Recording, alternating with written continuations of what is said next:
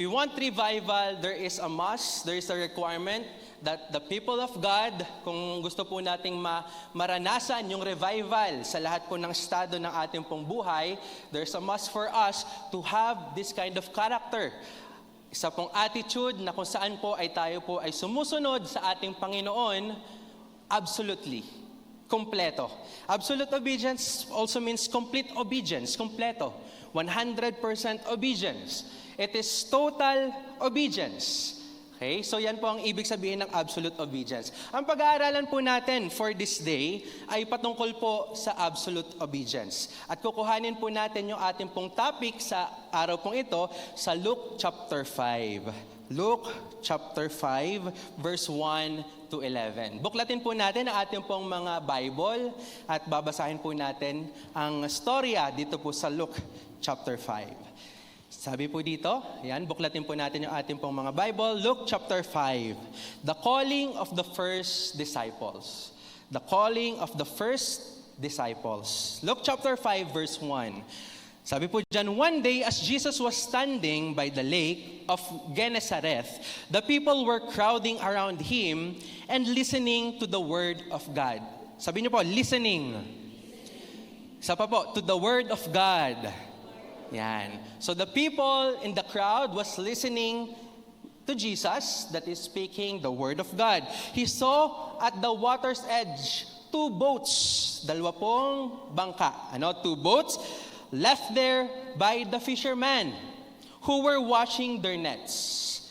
Verse 3, he got into one of the boats, the one belonging to Simon. Sabi niyo po, Simon. Yan, importante po yung ating binabasang ito. Si Simon, may-ari po nung bangka na inakyatan or sinakyan ni Jesus. Okay? And asked him to put out a little from shore. Then he sat down and taught the people from the boat. Verse 4, when he had finished speaking, he said to Simon, put out into deep water and let down the nets for a catch. Sabi niyo po, let down. Yan, let down. Kumbaga ay itapon mo sa labas ng bangka yung net. Okay? Yung panghuli ng isda. Okay? So sabi po dito, nasa na tayo? Verse 4, verse 5 na po tayo. Simon answered, Master, we've worked hard all night and haven't caught anything. But because you say so, I will let down the nets. Verse 6, when they had done so, they caught such a large number of fish that their nets began to break. So they signaled their partners in the other boat to come and help them. And they came and filled both boats so full that they began to sink. Verse 8, when Simon Peter saw this, he fell at Jesus' knees and said, go away from me, Lord, I am a sinful man. Verse 9, for he and all his companions were astonished at the catch of the fish they had taken. Verse 10, and so were James and John, the son of Zebedee, Simon's partners. Then Jesus said to Simon, don't be afraid. From now on, you will fish for people. And last verse, verse 11, so they pulled their boats up in the shore, left everything, and followed him. Ang Diyos po muli ang mapagpala sa pagkakabasa ng kanyang buhay at banal na salita. Palakpakan po natin ang ating Panginoon. So this is the story na kung saan po ay makikita po natin yung during the time of Jesus, kung babasahin po natin yung mga previous chapter, nandun na po na nagturo na si Jesus, nag-prepare na siya. Makikita po natin dito sa Luke na kung saan po ay nagkameron na po ng miracles, driving of evil spirits. Pero dito po sa specific, sa chapter 5, verse 1, dito po yung pagkakatawag, doon po sa kanyang mga disciples na naging apostles po niya, si Simon Peter, si Simon na naging pangalan po niya, pinalitan ni Jesus na ang naging pangalan niya is si Peter. Then yung kasamahan ni Peter or ni Simon na sino po sinabi dyan? Si James and John, partner sila. Kumbaga sila ay magkakasama na nanghuhuli ng isda. Okay? Being a disciple, pag sinabi po natin kasi pag pinag-aralan po natin yung word ng disciple, it means you are a follower of Jesus. Okay? Kaya po sila naging tagasunod ng ating pong Panginoon. Sabihin niyo po sa inyong katabi, you are a disciple. Yan. As Christians, we are a disciple of God.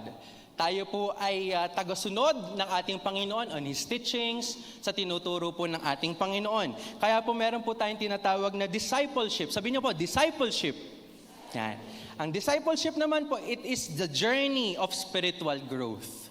The journey of spiritual growth. Dito po sa ating church, we give importance on two things, evangelism and discipleship.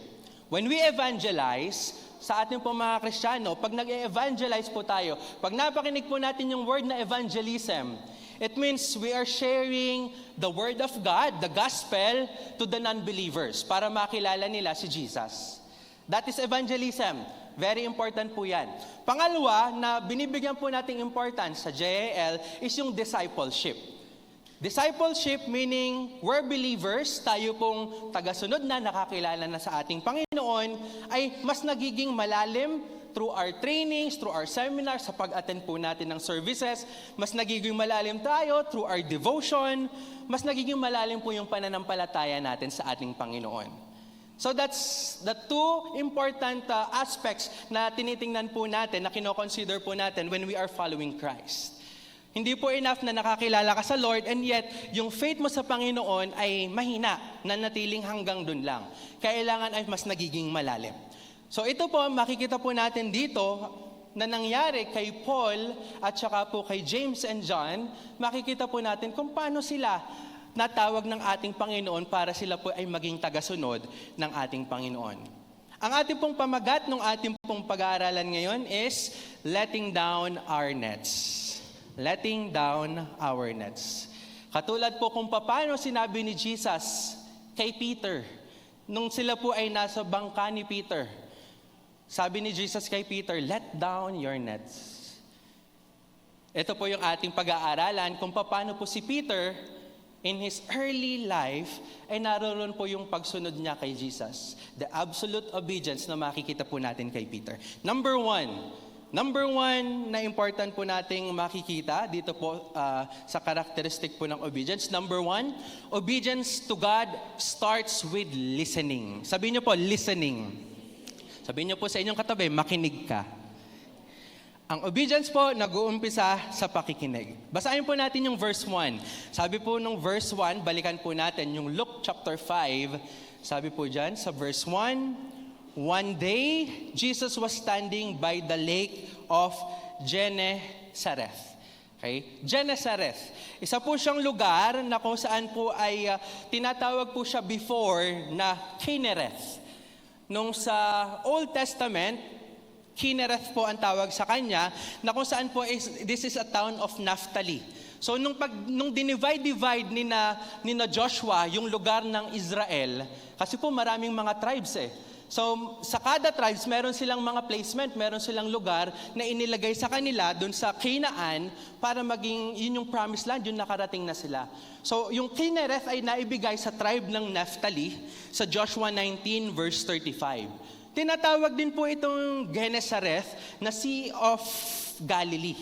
Sea of Galilee. May picture po tayo dito nung lake na kung saan po ay yan, makikita po natin. Modern times na po ito, pero ito po yung place ng Kinnereth or Gennesareth. This place, ito pong lugar na ito, tinatawag din pong Paradise of Galilee. Okay? Paradise, paraiso. Pag sinabi mong paraiso, fruitful ang mga tanim dito. Marami kang nahuhuling isda. Hindi lang po paradise ito na tinatawag, it is also the garden of riches. Kilala po ang Gennesareth as garden of riches, hardin ng kayamanan. So very fruitful ang lugar na kung saan nag-took place yung pong pagtuturo ni Jesus at yung encounter niya kay Peter. Sabi po ng mga rabbis, yung mga rabbis sa Hebrew, sa mga Israel, yung mga guro, sinasabi rin po o tinatawag rin po nila itong Gennesareth as the garden of God. Ito po yung hardin ng Panginoon. Kaya makikita po natin, pag pumunta po tayo dito sa Gennesareth, it is bountiful of fruits. Marami pong nangingisda, maraming nahuhuling isda. In 1986, meron po isa pang picture. In 1986, nagkameron po ng discovery na excavate po itong bangka na ito na dinate po nila, sabi po nila, ito po ay ginamit nung 1st century, on the time of Jesus. So on the time of Jesus, marami pong mga bangka na naroroon na kung saan ay isa po sa pangunahing hanap buhay ng mga tao ay yung pangingisda. Pangingisda, maraming nahuhuli ang mga tao, mga fishermen, dito po sa setting po natin na Gennesareth. Let's continue. Sabi po dun sa verse natin, sa verse 1, the people were crowding around him. So, nandun po tayo sa setting ng Gennesareth, napakagandang lugar. Isa pong araw, nandun si Jesus. Then the people crowded around him. Makikita po natin yung eagerness ng mga tao. Yung eagerness ng mga tao, sabi dyan, the people were crowding around him and listening to the word of God. The people were crowding. Nagtumpukan ang mga tao. Marami pong mga tao ang pumunta dun sa Gennesareth because of Jesus. Because they want to listen to Jesus. To see Jesus, to encounter Jesus, and to listen to the word of God. The question right now, ang question po is, nandun pa rin po kaya yung eagerness katulad ng mga tao na dun sa time ni Jesus, yung eagerness ng mga tao na mapakinig yung salita ng Panginoon, nandun pa rin po kaya yung puso natin katulad nila, that we are eager, that we are excited to hear the word of God? Tanong niyo po sa inyong katabi, excited ka ba sa Lord? Excited po ba tayo na magbasa ng salita ng Panginoon? Another example, kung napanood niyo po yung ating pong prayer revival, naituro po ito ni Pastor Joey last Wednesday. At tinouch po ni Pastor Joey yung kwento sa Mark 2, na kung saan po ay sa sobrang dami ng tao na nagtipon to see Jesus, to hear Jesus, at maranasan yung pagpapagaling ni Jesus. Meron pong mga magkakaibigan, dala-dala yung isa pong paralyzed na kanilang kaibigan. Dahil sa sobrang siksikan sa isang lugar, sa isang bahay, na nandun po si Jesus, sobrang siksikan sila, ano pong ginawa ng mga taong ito, nung magkakaibigan na ito? Binutas po nila yung bubong. Pumunta po sila sa taas ng bahay na yun, binutas nila yung bubong dahil sobrang siksikan ng mga tao to hear Jesus. Para lang po mapagaling yung kasama nilang kaibigan, makita ni Jesus yung kasama nilang kaibigan, kailangan pa nilang umakyat sa bubong at ibaba yung kanilang kaibigan from the roof. Ngayon, we need revival.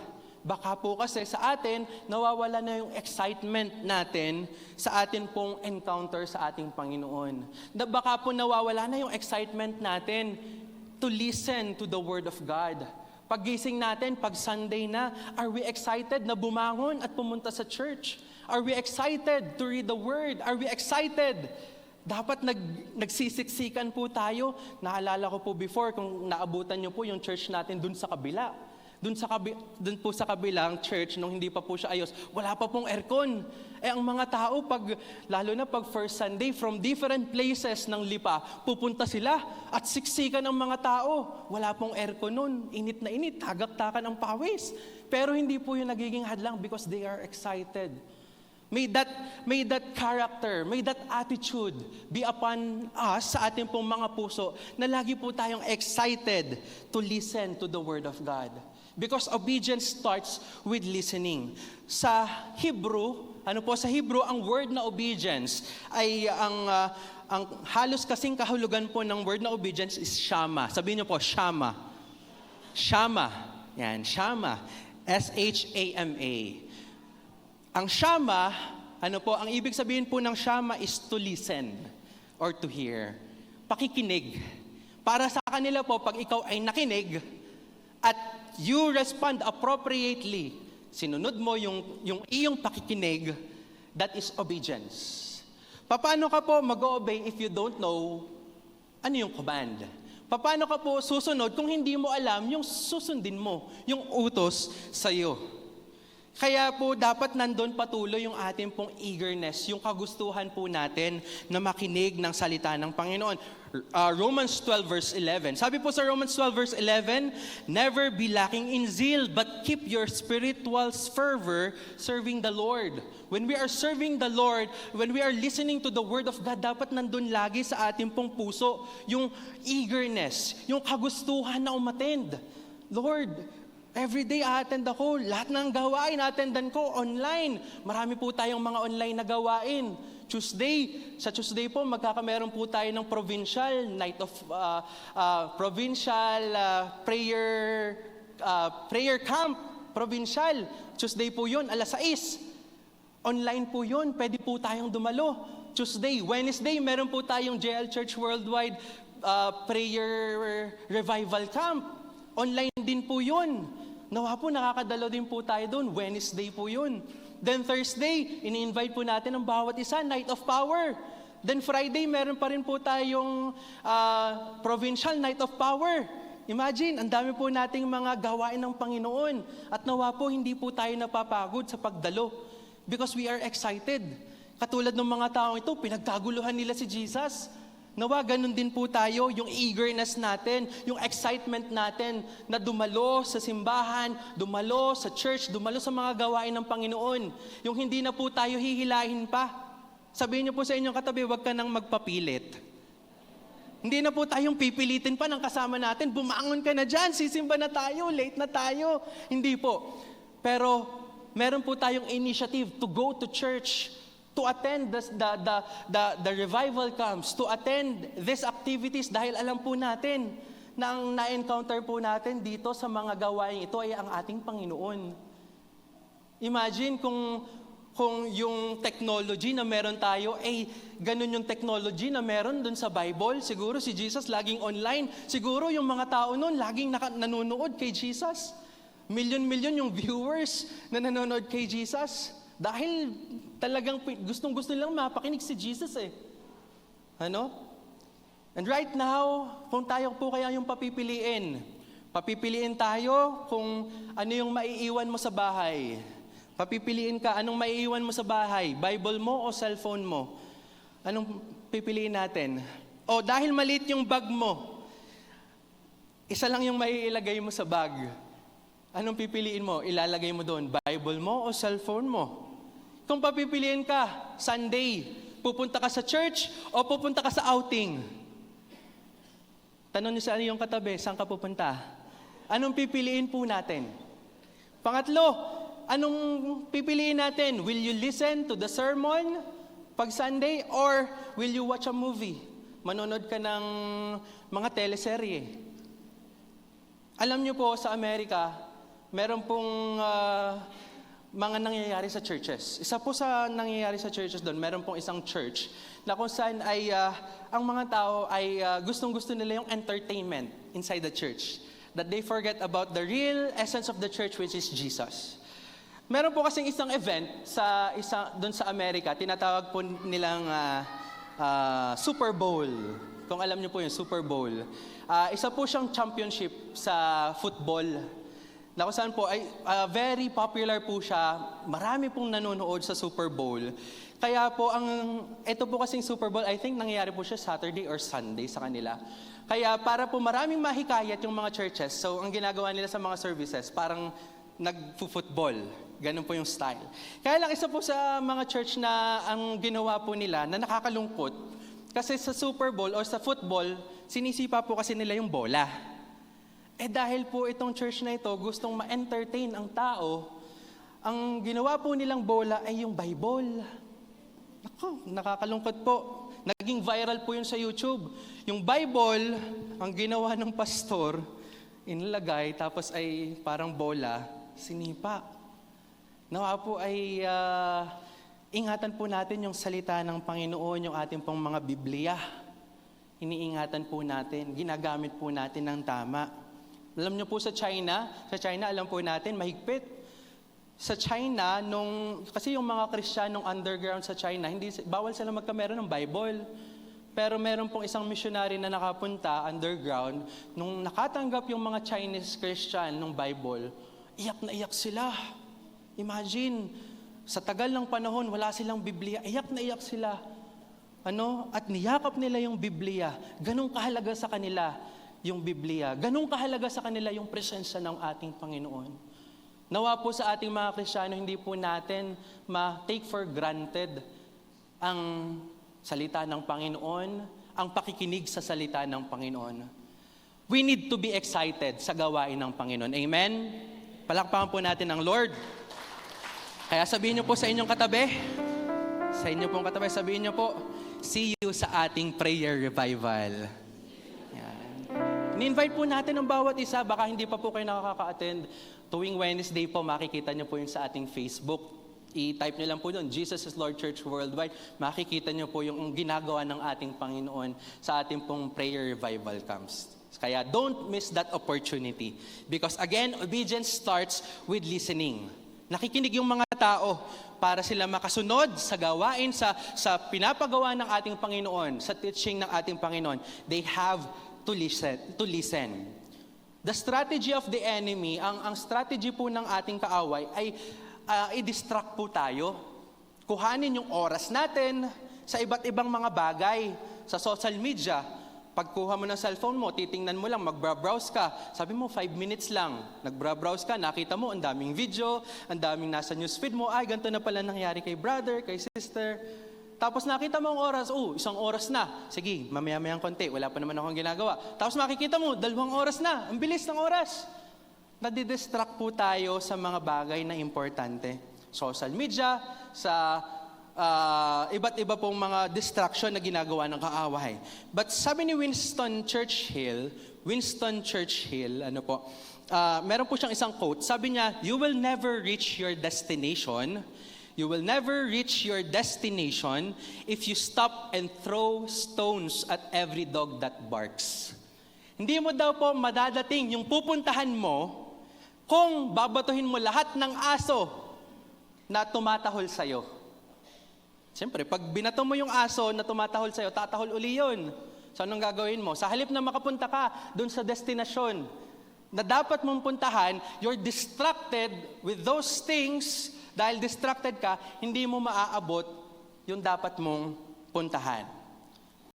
God directs, God guides, and God commands. Ang Panginoon po ay dinidirekta tayo. Gustong idirekta ng Panginoon ang ating pong buhay. He guides our life. He commands us on what to do and where to go, kung saan po tayo pupunta. Pero, para malaman po natin yung direction ng ating Panginoon, para malaman po natin kung saan po ba tayo dapat pumunta, saan tayo dapat tumungo, o ano ba yung dapat nating gawin, we need to take time to listen. Sabihin niyo po ulit sa inyong katabi, listen. Makinig po tayo. No, makinig po tayo sa atin pong Panginoon. Obedience to God starts with listening. Pakikinig. Number two, obedience to God requires us to use what we have. Ang pagsunod po sa ating Panginoon, inire-require din yan na gamitin natin yung mga bagay na meron tayo. Yung i-provide ng Panginoon ng mga blessings. Yung provide ng Panginoon ng mga resources na meron tayo. We need to use that. Verse 2 and 3, sabi po sa verse 2 and 3, He saw at the water's edge 2 boats left there by the fishermen who were washing their nets.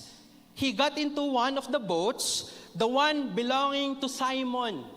Ang ginamit ni Jesus ay yung bangka na pagmamay-ari ni Simon and asked him to put out a little from shore. Then he sat down and taught the people from the boats. Because dahil nga po maraming tao nagkukumpulan doon kay Jesus, marami ng tao at siguro po ay si Jesus, pag siya'y nagsalita, hindi na mapapakinig ng mga nasa dulo. Kasi nagsiksikan na po yung mga tao. So ang ginawa ni Jesus, nakita niya yung 2 bangka. Sabi ni Jesus, dito sa bangka na ito, bangka ni Simon, punta tayo Simon dun sa may malapit lang, dito lang sa may shore, malapit lang sa kanila, pero we will create distance. 2 pong perspective ang makikita po natin dito. Unahin po natin yung perspective ni Simon. Perspective ni Simon kung paano po niya ginamit yung bangka na meron siya. Ibig sabihin po dito, ipagawin po natin yung mga resources na meron po tayo in following Jesus. We need to use what we have to contribute to the kingdom expansion. Ano man po yung meron po tayo. Yung social media po natin, example, social media is a tool. Yung ating pong mga Facebook, ang katanungan po is, can other people see Jesus in our social media? Nagagamit po ba natin, katulad ni Simon, kung paano na pinagamit yung kanyang bangka para po si Jesus ay makapagturo sa maraming tao? Pinagamit ni Simon yung kanyang bangka. Ngayon, sa ating pong panahon, ngayon, ang bangka po natin is yung social media. It is a tool for us para magamit ito ng Lord para ma-expand yung kingdom ng Panginoon sa mga taong hindi nakakakilala sa Kanya. Ngayon, kung bubuksan natin yung ating social media, makikita po kaya si Jesus dun sa ating social media? Ano? Makikita po ba sa ating social media any word of God, verses? Makikita po kaya sa ating social media? Ano pa po? Sa ating pong pananalita, sa ating pong words. Yung ating po bang pananalita, can other people hear Jesus in our words? Mapapakinig po ba ng ating Panginoon mapapakinig po ba ng ibang tao ang salitang Jesus sa ating pong pananalita? Yung love ni Jesus, mapapakinig po ba nila? O saka lang po natin nababanggit yung I love you Lord pag nasa church tayo? Meron po akong isang experience. Ako po ay nagtuturo sa Lasal. At meron po akong isang estudyante na JL din. Yung estudyante kong ito, ako po ay nagpapa-pray sa mga prayer leader. So, isa-isa, nagpre-pray sila every day, nagpre-pray po sa kanila. Tapos tinuturuan ko po sila ng spontaneous prayer. Prayer na galing sa puso, hindi yung sinaulo na panalangin. Nung itong KKB na to na nagpray, yung prayer niya, alam niyo po yun, yung distinction ng isang prayer ng isang Kristiyano na, Lord, maraming salamat po sa araw na ito. Alam niyo yung nasa puso. After na mag-pray, sabi nung kanyang mga ka-eskwela, sabi sa akin, tinanong, Sir, ganyan po ba dapat mag-pray? Nagkameron ng distinction sa kanyang salita, sa kanyang way ng pagpre-pray, makikita natin yung distinction ng isang Christian, isang tagasunod ng ating Panginoon. Ganon din po nawa tayo sa atin pong mga pagsasalita natin, sa ating pong mga kasama, sa ating pong pag-i-interact sa ating kapwa. Nawa po'y gamitin din po ito, mapagamit din po natin itong ating mga salita to expand the kingdom. Kaya po sabi nung isang awitin, sige. And unto Him shall we lift our voice in praise, the Lamb upon. Awitin po uli natin. And unto Him. And unto Him shall we lift our voice in praise, the Lamb upon. Itinataas po natin yung awitin natin. Bakit? Sabi po sa awitin, Glory, glory, glory. Because on our words, we are giving glory to the Lord. Again, glory. As we worship the Lord this moment,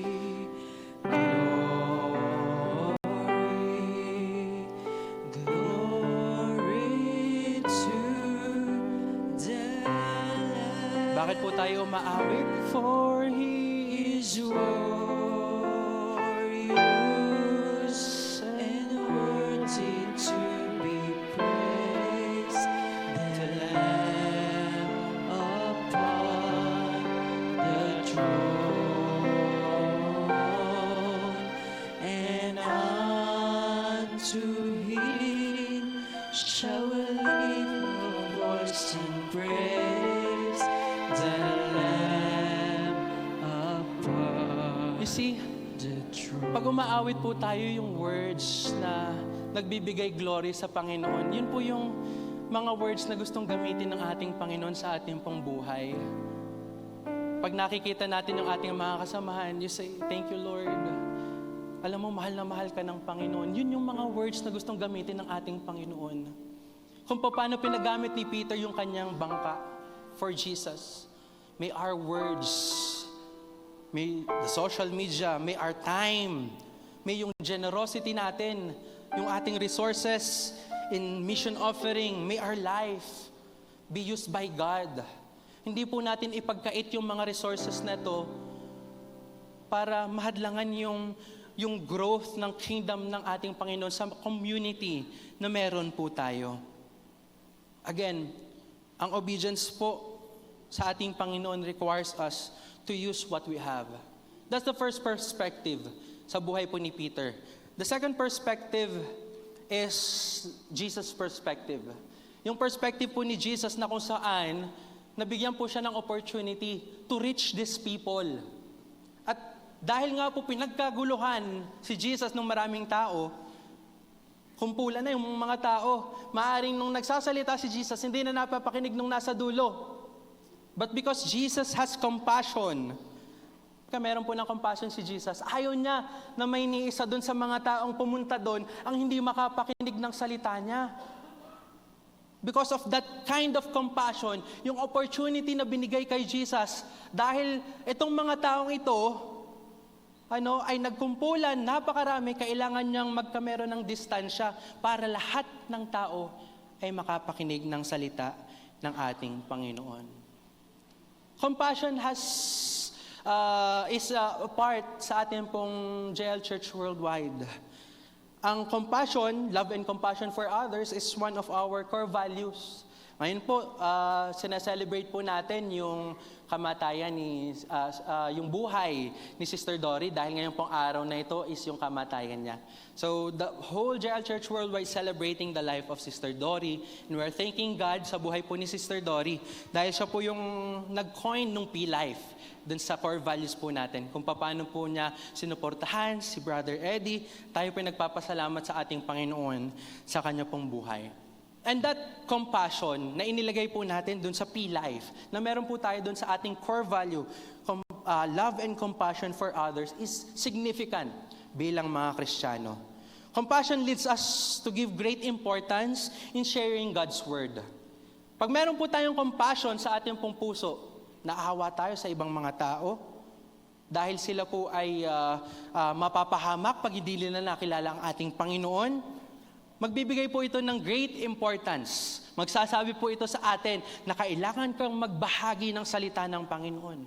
An example of this, kunyari po, nasa isa po tayong daan.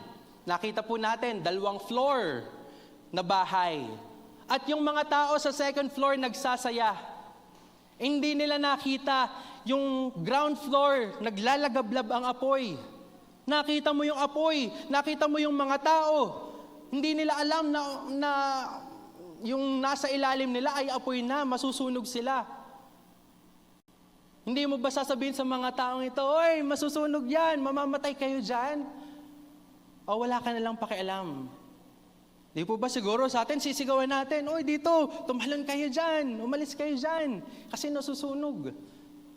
Compassion, importante po ang compassion sa ating pong mga Kristiyano. Again, gamitin po natin ito, yung opportunity katulad po ni Jesus. Kung paano hindi niya hinayaan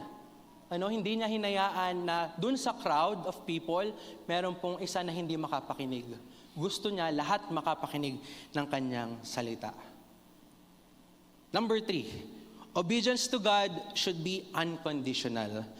Obedience to God should be unconditional. Verse 4 and 5. Sabi po sa verse 4 and 5, when he had finished speaking, he said to Simon, "Put out unto deep water and let down the nets for a catch." No, sabi ni Jesus kay Simon after na magsalita, after niya magturo, "Sige Simon, punta tayo dun sa medyo malalim na part at ihulog mo yung iyong lambat para makahuli ka ng isda." Verse 5, Simon answered, "Master, we've worked hard all night." Jesus, kami po ay buong gabi na naghirap, pagod na kami. Buong gabi kaming namimingwit, pero wala po kaming nabingwit kahit isa. We haven't caught anything. Pero sabi ni Peter, "But because you say so," pero dahil Jesus, sinabi mo, ano sabi ni Peter? "I will let down the nets." Unconditional. Ang ibig sabihin po ng unconditional, it is a complete trust to God's command. Kompletong tiwala sa command ng ating Panginoon na Pinagawa sa'yo ng Panginoon itong bagay na ito, it is for your good. Ano? A complete trust to God's command without any exception and condition. Walang kondisyon.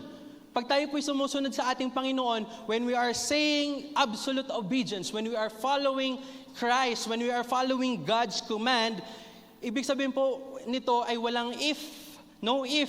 Lord, susunod ako if pagpapalain mo ako. Lord, susunod ako if nakapagtapos na yung aking mga anak. Lord, susunod ako if marami ng laman yung bangko ko. Hindi po ganun ang absolute obedience. No if. Wala pong kondisyon. In spite of, Lord, I will follow you. In spite of nangyayari sa buhay ko. Lord, in spite of my problems, Lord, I will follow you. That is complete obedience. That is unconditional obedience to God. When you feel like it, feel mo ba na sumunod o hindi? Still, you will obey. That's unconditional obedience. When you serve the Lord, when you follow God, kahit ano pong mangyari sa buhay natin, still nandun yung iyong pagsunod. Kaya po meron ulit tayong awitin na worship song. Sabi dun sa awitin, sabi niya ay, ano mang mangyari. Lumang song na to. Susunod, maglilingkod sa'yo. Ano mang mangyari, susunod sa'yo. Bakit po? Pupurihin, laging sasambahin. Ano mang mangyari, nais mo'y gagawin. So ano man pong nangyayari sa ating mga buhay, nasaan man po tayo sa kondisyon ng ating mga buhay, you serve the Lord. You follow God. You obey God. Tingnan po natin yung buhay ni Job. Buhay po ni Job, he was very blessed by God. Isa po siya sa pinaka-pinagpala ng Panginoon during his time. Ang dami po niyang ari-arian because he was obedient to the Lord. Pero dumating po yung time na kung saan gawa ng kaaway, kinuha ng kaaway lahat ng ari-arian ni Job. Ang laki ng problema ni Job. Nabankrupt siya. Lahat ng kanyang pastulan, lahat ng kanyang mga ari-arian, naubos. Even yung kanyang mga anak. To the point na sabi ng kanyang asawa, hindi mo pa ba tatalikuran yung Diyos mo? Pero because of Job's obedience, that unconditional obedience of Job, to remain faithful to God, in spite of the situation na kung saan nandun si Job, still, he remained faithful to the Lord. He obeyed the Lord. Nawa po ganun din po tayo sa ating pong mga buhay. Tayo sumusunod sa ating Panginoon, hindi lang sa tuwing tayo pinagpapala, pero even sa panahon na tayo po may problema, sa panahon po na tayo po ay down, sa panahon po na tayo nasasaktan, still, nandun po yung complete obedience natin. Dahil ano man pong mangyari, nandun po yung ating pagsunod. Yan po yung tinuturo ni Jesus. That unconditional obedience na tinuro po ni Jesus kay Peter. Ano po? Sabi ni Jesus, natapos po si Jesus, si Peter po, siya po ay fisherman by profession. Experience po ng isang fisherman, alam niyo po, ako po may hobby na mamingwit. At pag namimingwit po, meron pong mga certain factors na kailangan pong i-consider. Kailangan po pag mamimingwit ka, hindi yung mainit. Dapat sa gabi o mag-uumpisa ka ng madaling araw para yung mga isda, mag-aalmusal pa lang. Kaya mahuhuli mo yung isda. Kasi na Peter, sabi po dito, all night sila namimingwit na, nanghuhuli na ng isda. Sa gabi pa lang, namimingwit na sila. At dito po, kailangan po yung malalim. Kailangan po sa malalim sila pumunta. Kasi hindi po pwede na nasa mababaw ka kasi hindi ka makakahuli ng maraming isda. Yung setting po na kung saan po makikita po natin yung time na si Peter po ay mamimingwit. Verse 2, sabi po dun sa verse 2 is, who were washing their nets. Naglilinis na po sila. So after the whole night na kung saan po sila ay nagtratry na mamingwit, wala silang mahuli, matagal na po silang namimingwit. Pero sila po'y tapos na mag-fish at wala po silang nahuli. So, yung time na kung saan po si Jesus ay nagtuturo at yung time na kung saan po si Jesus ay sinabi kay Peter na sige, ilagay mo yung iyong lambat, itapon mo yung iyong lambat dyan sa gilid at ikay makakahuli ng isda. During that time ay hindi na po efficient na manghuli ng isda. Kumbaga alam ni na Peter, hindi kami makakahuli ng isda. Malabo na sa oras na ito, tapos na kami. Verse 4, ang setting po natin sa verse 4, put out into deep water and let down the nets for a catch. Nandito sila, tinuturuan ni Jesus, malapit lang sila dun sa shore. Pero sabi ni Jesus, punta tayo dun sa malalim. Another effort na kailangan gawin ni Peter, kailangan mag-exert pa siya ng effort. Malamang pagod na si Peter sa buong gabi niyang pamimingwit, pagod na siya, antok na siya. Pero sabi ni Jesus, punta ka pa doon, punta pa tayo doon tayo manghuhuli. Verse 5, Master, we've worked hard all night and haven't caught anything. So yung emotion ni Peter, pag ikaw po kasi namimingwit at wala kang mahuli, hindi ka excited, hindi mo na-feel yung rush na makahuli ka ng isda. Ito pong si Peter, ito po yung kanilang hanap buhay. Malamang po, imagine niyo po kung tayo sa panahon natin ngayon, nagtrabaho ka ng isang araw, pero yung trinabaho mo ng isang araw na yun, wala kang sahod. Di ba kayo malulungkot, kayo magagalit dun sa inyong HR? Kasi walang sahod. Nagtrabaho ka, naghirap ka, pero wala kang nahuli. Ganon din po sa fisherman. Ang fisherman, nagpagod sila, buong gabi silang namingwit, wala silang nahuli. Malamang po si Peter, he was dismayed, malungkot siya. Maaari po siya ay pagod sa buong gabi ng panghuhuli niya. Yun po yung sitwasyon, yun po yung setting na kung saan meron po si Peter. Pero, ang kagandahan po nito ay yung pagsunod po ni Peter. Ngayon, ang katanungan po is how many times because of these situations na meron po tayo, ay nagbibigay tayo ng dahilan kung bakit hindi po tayo susunod sa ating Panginoon. How many times tinatawag tayo ng Panginoon to follow Him, to obey Him? How many times na sinasabi natin sa Lord, Lord, parang hindi pa po tama yung time. Lord, parang saka na po ako susunod pag ganito na, pag okay na ang aking business, pag okay na ang aking trabaho. Lord, mas alam ko itong buhay na to, mas susundin ko yung sarili ko. Bakit? Si Jesus kasi, carpenter. Maaring konti lang yung background ni Jesus about fishing. Pero si Peter, ang profession po niya, fisherman siya. By profession, siya po ay matagal nang namimingwit. Pero si Jesus is isang carpenter, but still, nandun po yung obedience ni Peter kay Jesus. How many times did we delay our obedience to Christ? Gaano po katagal na pinapatagal pa natin yung ating pagsunod sa ating Panginoon? Last week, para nabanggit po, isa pong point ni Pastor yon, na wag po nating i-delay yung pagsunod natin sa ating pong Panginoon. Hindi sinabi ni Peter kay Jesus, Lord, mamaya na lang pong gabi kasi pagod na ako. Lord, baka mas maganda mamayang gabi kasi madilim pa. Mas maganda na makapagpahinga muna ako. Hindi po siya nag-delay ng pagsunod sa ating Panginoon.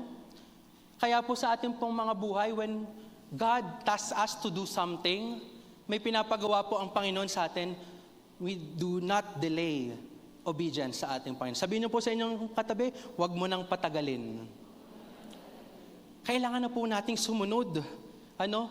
Bakit? Pag nag-delay po tayo, when we delay our obedience, alam niyo po sa amin, bagong-bago lang po, ikwento ko po, Mami, Daddy.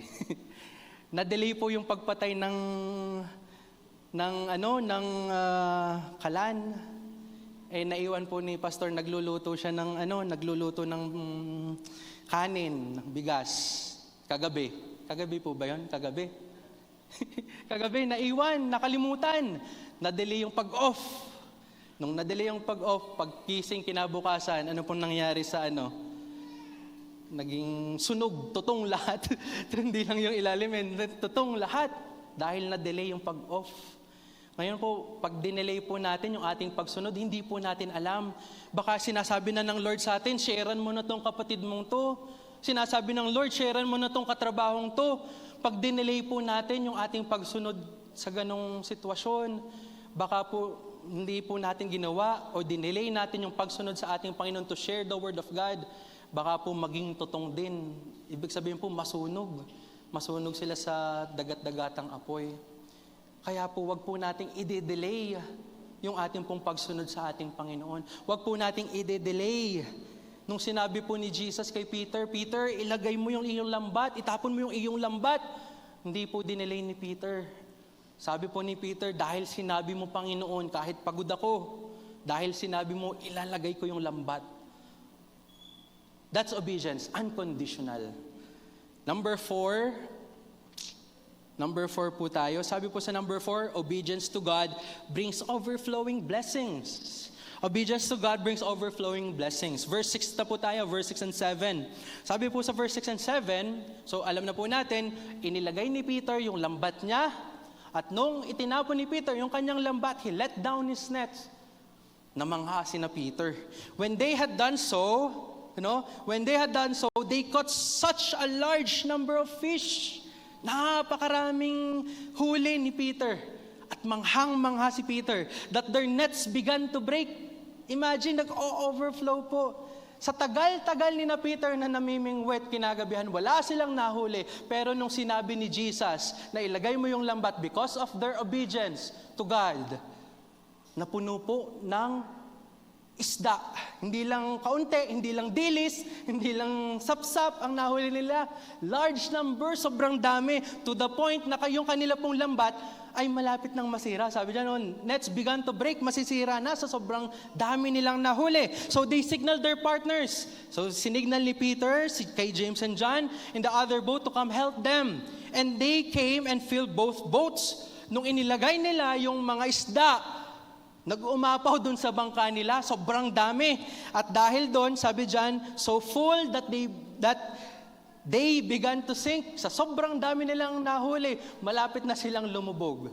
Sino pong gustong ganung klaseng pagpapala? Taas ang kamay. Amen. Palakpakan po natin ang Lord. Overflowing blessings pag meron pong obedience. Nakikita po natin dyan. Pero meron pong susi. Yung word, balikan po natin yung verse 3. Sabi po doon sa verse 3.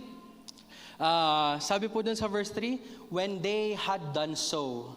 Nung ginawa nila, do you think makakahuli si Peter ng ganung klaseng karaming isda?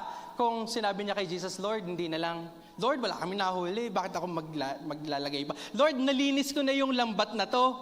Nilinis ko na to eh. Ibig sabihin, tapos na ako, mamingwit.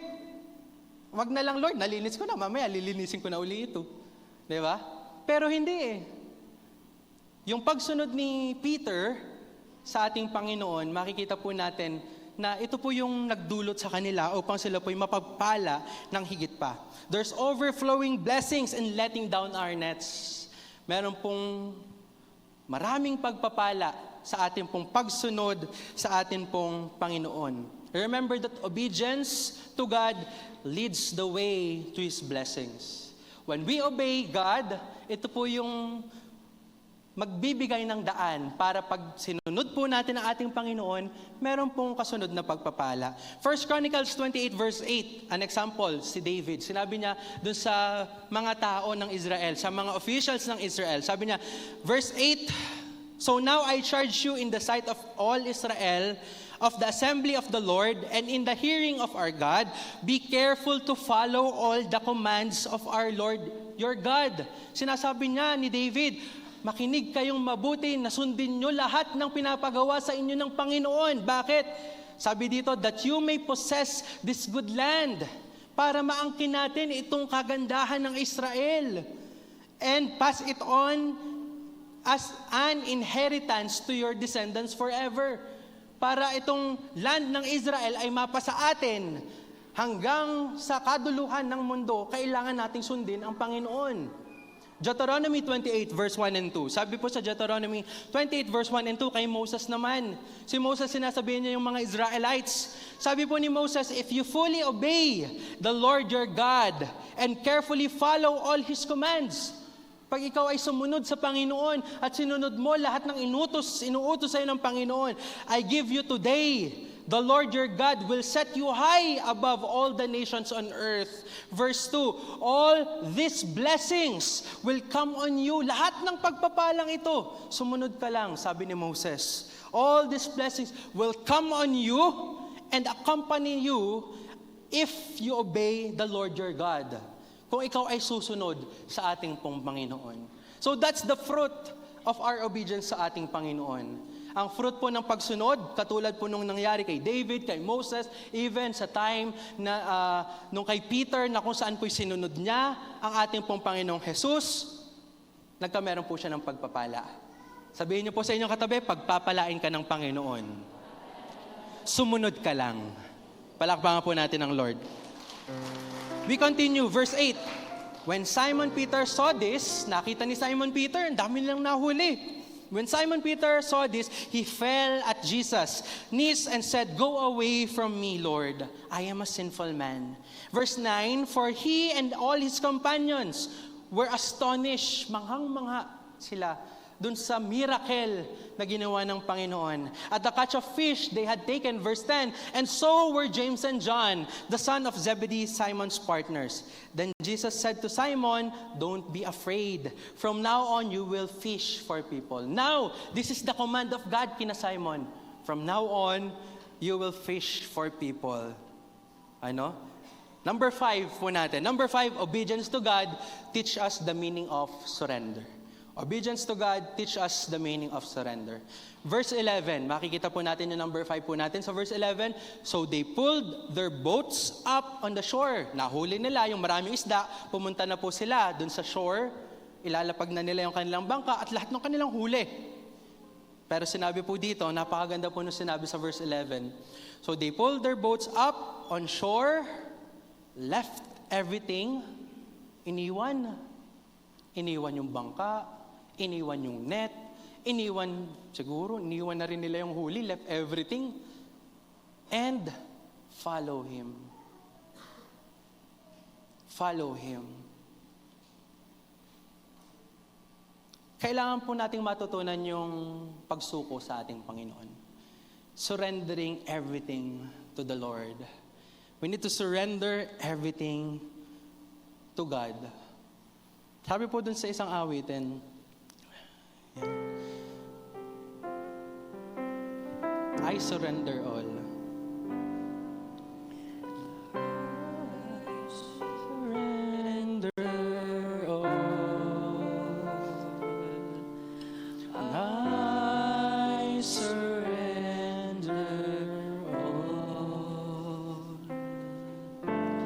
All to Thee, my blessed Savior, I surrender all. May this be the prayer of our hearts. Again, I surrender all. I surrender all. I surrender all. All to Thee, my blessed Savior, I surrender. Malapit na po tayo magtapos. Dito po tayo magtatapos. Alam niyo po, 2 beses po itong senaryo na ito nangyari. Again, pinagtapusan po niyan, una po silang tinawag, sina Peter. Mag-skip po tayo ng maraming verses. John 21, verse 2 to 7. John 21, verse 2 to 7, ang setting naman po nito, napako na si Jesus. Namatay si Jesus and He was resurrected. Matagal na panahon, ilang years na kung saan po ay dun sa calling na Peter, skip po tayo ng ilang years, naririto na po si Jesus. Siya po ay nabuhay ng muli. Verse 2, sabi po sa verse 2, pakita po natin. Verse 2, John 21. Simon Peter, same character, si Simon Peter. Thomas, also known as Didymus. Ito po ay apostle ng ating Panginoon. Nathanael from Cana in Galilee, the son of Zebedee. So si son of Zebedee is James and John ulit, yung kasama ni Peter. And 2 other disciples were together, magkakasama sila. Again, si Jesus po na-resurrect na. Then, next verse, verse 3, I'm going out to fish. Mamimingwit po ulit. Sino? Sinong mamimingwit? Si Simon Peter. Siya po ulit mamimingwit. After matagal ng panahon, eto na po ulit sila mamimingwit. And they said, we'll go with you. Sabi ng mga iba pang characters natin binasa kanina, sama kami sa iyo. So they went out and got into the boat. But that night, they caught nothing. Wala na naman silang nahuli. Imagine, same scenario. Ano po sinasabi po natin dito? Even na andun tayo sa magandang lugar, isang place na fruitful, sabi natin yung Gennesaret. Diba yung balik tayo sa kanina, yung Gennesaret na pinagbibingwitan nila, maraming mga isda. Pero kung wala ang Panginoon sa atin, hindi po tayo magtra-thrive. Hindi po tayo uunlad, hindi tayo aasenso. John 10:10, sabi po sa John 10:10, di ba? Yung B, ang ating pong Panginoon ay naririto, pumunta sa atin para tayo po ibigyan ng buhay. Buhay na ganap. Life at its fullest. Pag wala po ang Panginoon natin, katulad po nila, kahit anong try nilang manghuli, magpagod tayo, pero wala ang Panginoon sa atin, laging may kulang sa ating pong buhay. So again, that night, they caught nothing. Wala na naman po silang mahuli. Verse 4. Sabi po sa verse 4, early in the morning, Jesus stood in the shore. But the disciples did not realize that it was Jesus. Verse 5, He called out to them, friends, haven't you any fish? No, they answered. Wala na naman po kami nahuli. Pero hindi nila alam na si Jesus pa yun eh. Verse 6, He said, throw your nets on the right side. Again, same command, sinabi ni Jesus. Pero si Jesus nasa pangpang na. Itapon niyo ulit yung inyong lambat. When they did, they were unable to haul the nets in because of the large number of fish. Sinunod uli nila si Jesus. Same scenario. At ang nangyari, still, pinagpala sila. Verse 7.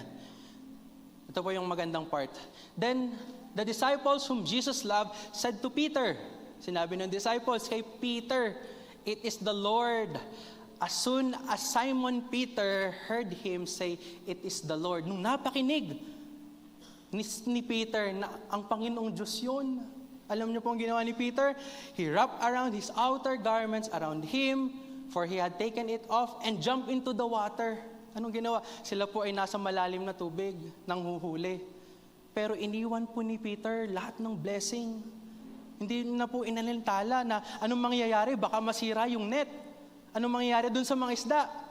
Hindi. Ang ginawa niya, tumalon siya ng bangka para lumapit sa ating Panginoon. The meaning of surrender, it means we are surrendering everything sa ating pong Panginoon. Kung babalikan po natin yung Philippians 2 verse 8, when Jesus exemplified obedience, sabi po doon sa 2 verse 8, and being found in appearance as a man, He humbled Himself by becoming obedient to death. The surrendering of life, sinurrender ng ating Panginoon yung kanyang buhay, even to death on the cross, that is the real meaning of surrender. Yung kanyang buhay ay isinuko niya. We need to let go of our worries. Surrender our worries to God. We let go of our pains. We let go of the reasons kung bakit hindi tayo makasunod sa ating Panginoon. And we surrender all to God. Kung paano iniwan ng kanyang mga apostles, sina James and John, iniwan everything just to follow Jesus. If God requires us to give up this thing para sa ating Panginoon, alam natin, dapat meron tayong ganong klaseng puso na kaya nating i-give up yung something na nire-require sa atin ng ating Panginoon. When Abraham was tasked to go to a mountain to sacrifice his son, Isaac, si Abraham, hirap na hirap siya dahil hindi sila magkaanak ni Sarah. Ang tagal nilang hinantay yung kanyang anak na si Isaac. Pero all of a sudden, sinabi ng ating Panginoon, you need to offer your son Isaac to me. Walang dobleng isip, hindi siya nag-delay, kinaumagahan, umalis sila, kasama yung kanyang anak, at iaalay niya ang kanyang anak. He will surrender even yung kanyang pinakamamahal na anak para sa ating Panginoong Diyos. That's the real meaning of obedience. The real meaning of obedience is that meron pong pagsusuko. Again, number 1, sabi po sa number 1, obedience to God starts with listening, sa pakikinig. Number 2, obedience to God requires us to use what we have. Ginagamit natin yung mga binigay ng ating Panginoon sa ating pong mga buhay. Number 3, obedience to God should be unconditional. Wala pong kondisyon ang pagsunod sa ating Panginoon. Number 4, obedience to God brings overflowing blessings. May pagpapala sa ating pong pagsunod sa ating Panginoon. And number 5, obedience to God teach us the meaning of surrender. Kaya po sa ating pong pagsunod sa ating pong Panginoon, when we obey, it means we give priority. It means we prioritize God above all things. Pag sinusunod po natin ang buo ang Panginoon, and if we are ready to surrender everything to God, it means we are giving God the top priority, the utmost priority na deserve po ng ating Panginoon. Palakpakan po natin ang Lord. Tayo pong lahat ay tumayo. Praise God. Nawa po sa ating pong buhay na we are in the season of revival. Sabi po natin na tayo po ay muli po tayong binubuhay ng ating Panginoon. Muli po tayong ginigising ng ating Panginoon. If we want to truly be revived ng ating pong paglilingkod sa ating Panginoon, kung paano po tayo sobrang eager, sobrang excited sa ating pong Panginoon na makaniig siya, na makakausap siya, na makapanalangin, mag-aral ng salita ng ating Panginoon. If we want to have that kind of revival, importante po na meron po tayong absolute obedience. Let's sing this song to the Lord, Heart of a Servant. Let's sing this song.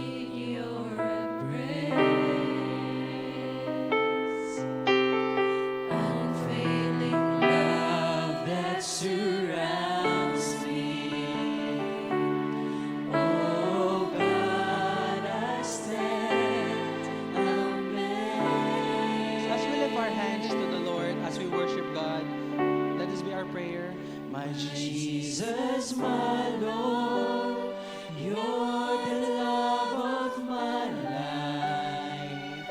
Wherever you go, wanna be by your side.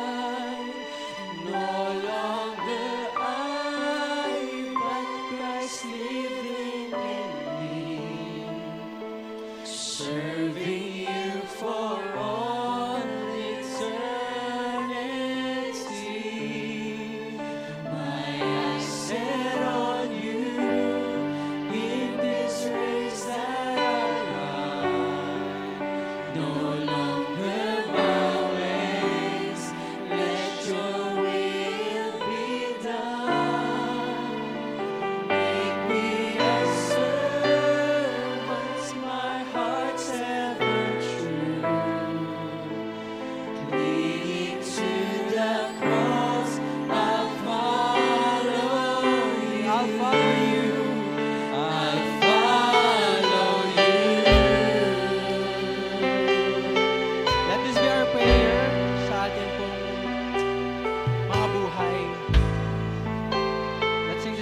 from the start, standing in awe.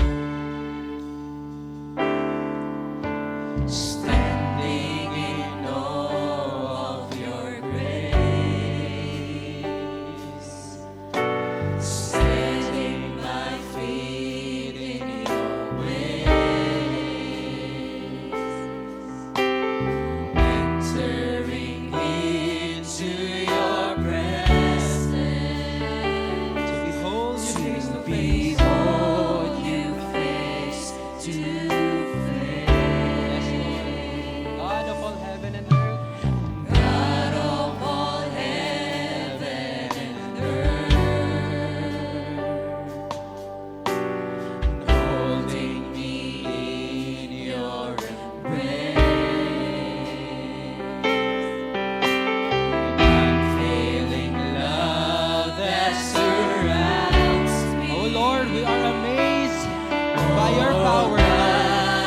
we lift up our hands to God, let it be our prayer as we follow the Lord. My Jesus, my Lord. Jesus, my Lord, you're the love of my life. Wherever you go, wanna be by your side. No longer I, but Christ living in me. Serving you for all eternity. For all eternity, my eyes set on you in this race that I run. No longer my way, let your will be done. Make me a servant, my heart's ever true. Clinging to the cross, I'll follow you. As we lift up our hands to the Lord. My Lord, you're the love of my life. Wherever you go, wanna be by your side. No longer I, but Christ living in me. Serving you for all eternity. My eyes set on you. Set on you in this race that I run. No longer my way, let your will be done. Make me a servant, my heart's ever true. Clinging to the cross, Katulad po ng sinabi ni Jesus sa kanyang mga apostles, nung sinabi ni Jesus na itapon niya yung mga nets, just like Peter did, tinapon niya yung mga nets. Now is a time na kung saan po ay sinasabi ni Jesus, are you ready to follow Him? And if you are ready to follow Jesus sa inyo pong mga buhay, and now if you are decided to fully obey God, to have this absolute obedience sa iyong buhay, starting from this day, ni-invite ko po kayo dito sa unahan. I'll invite you to come to this front. We are opening the altar just as the sign of us surrendering our life to God. Pwede po tayo lumapit dito. Kung handa na po kayong sumunod sa ating Panginoon ng totohanan, ng kompleto. As we sing this song, My Jesus, my Lord, you're the love of my life. Wherever you go, wanna be. If you're ready to surrender your life, kung handa na po kayong suko sa Panginoon ang iyong pong mga buhay, Christ living in if you're ready to completely obey God, just like Peter, eternity, my eyes set on you in this race that I run. hallelujah, Jesus. Look my ways, let your will be done. Make me a servant, the heart's ever true. Clinging to the cross. Ito pong oras na ito, just you and God right now, just commit your life to God. Just commit your life to the Lord.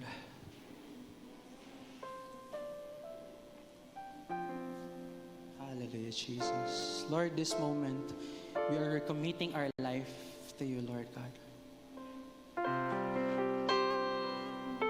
Alay ko. This moment, Alay ko. ang lahat sa iyo.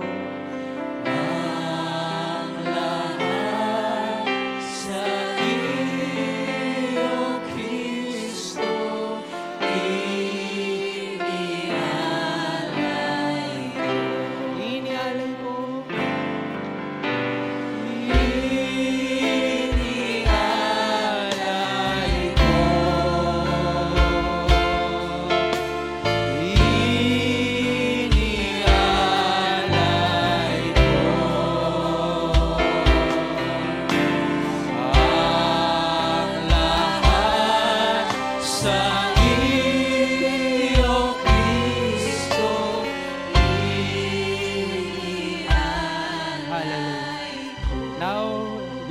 po yung opportunity na ito na kausapin po natin ang ating Panginoon. Just pray right now. Pray to the Lord. Humingi tayo ng kapatawaran sa panahon na dinedelay natin yung pagsunod. Humingi tayo ng kapatawaran sa panahon na hindi natin sinusunod siya. Humingi tayo ng kapatawaran sa panahon na tumatalikod tayo sa Kanya o nagdadahilan tayo sa Kanya. In this moment, hayaan po natin na sa ating pong mga buhay, patuloy po nating ialay that absolute obedience sa ating Panginoon.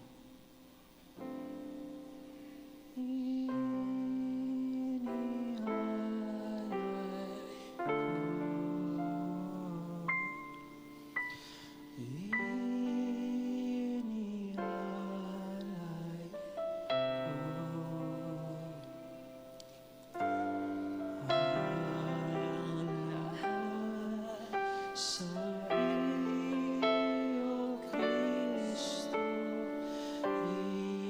inialay ko. Hallelujah, Jesus. Lord God, nakita mo po, Panginoon, ang iyong mga anak na naririto, O Diyos, sa iyong kalagitnaan. Now, Lord God, we are decided to follow you. We are decided, like Paul, like Peter, like all the apostles, kung paano nila sinunod ikaw. Lord, we are decided to completely entrust our life to you, to surrender everything to you, Lord God. We are ready to listen for your command. We are ready to listen for your word. At alam po namin, Panginoon, na gagamitin mo ang bawat isa sa amin, Lord God, to truly expand your kingdom here in Lipa City. God, use us to the fullest, Panginoon. Hayaan mo po, Panginoon, that absolute obedience sa aming pong puso sa pagsunod sa iyo, Panginoon, ang manatili sa bawat isa sa amin. At hayaan mo po, Panginoon, na yung buhay po namin ay manatiling nakasuko sa iyo po, O Diyos. All that we do, all that we say, all that we think, Panginoon, is for your glory. Gamitin mo po ang bawat isa sa amin, Lord God. Ang lahat ng mga pagpapalang ibibigay mo, ibinigay mo, ay hayaan po, Panginoon, na ito po'y gamitin mo, Panginoon, for your glory. Sa iyo po, Panginoong ubasan. Maraming po salamat, O Diyos. Hayaan mo po, Panginoon, sa bawat isang naririto na tumugon sa iyo pong pagkakatawag, Panginoon, for your calling sa aming pong mga buhay. May we live our life to fulfill the purpose you have given us sa pangalan ni Jesus. Maraming po salamat, Panginoon. Tunay nga po, O Diyos, binibigay namin sa pinakamatas na papuri at pasasalamat sa tanging pangalan ni Jesus. Sa lahat po magsabi ng Amen and Amen. Praise God. Makakabalik na po tayo sa ating upuan habang tayo po nagvi-victory.